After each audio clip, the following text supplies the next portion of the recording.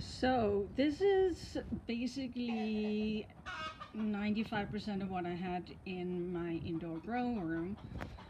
This on top of this, I also had some artichokes in there, and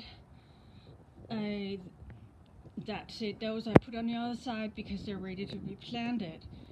Now, I wasn't planning on emptying the grow room right now because it's still a little bit of cold at night, but I had a fungus gnat infection and I thought I'd gotten rid of all of them, but then this morning I discovered two plants that had just hatched hundreds of eggs.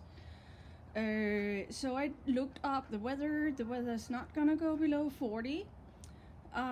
So today we are gonna build a tent that will go over these cassava plants you can see here until it is nice and warm outside. The tent will keep them from freezing or getting shock when at nighttime the temperature gets a little lower.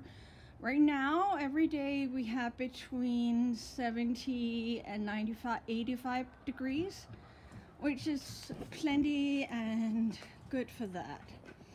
So all of these cassava plants here are from Cassava we grew last year. I have not been successful growing cassava so far. I don't get a lot of roots, they're not very big, but I'm more hopeful this year because they look much better than they've done the other years.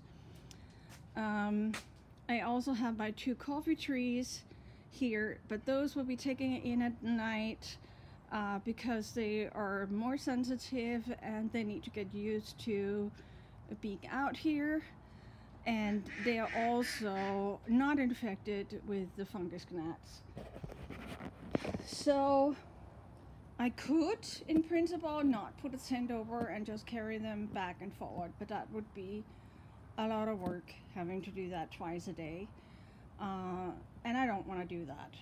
So the only other thing I have out here is our mulberry trees that I propagated 2 months ago, and I have two that are sprouting, which I'm really happy with, and they're out here so that I can transplant them into pot with soil so they can start growing into trees. If anybody has some good advice for growing cassava, please let me know in the comments. It's something that I really want to do since we are a 100% gluten-free family. Both me and my 3 children have celiac disease.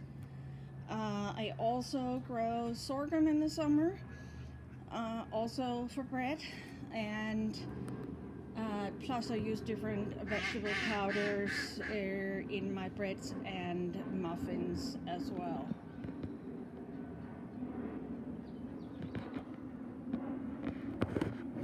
So we'll see how it ends up getting a tent over all of these. This is gonna be a trial, but hopefully not a big trial.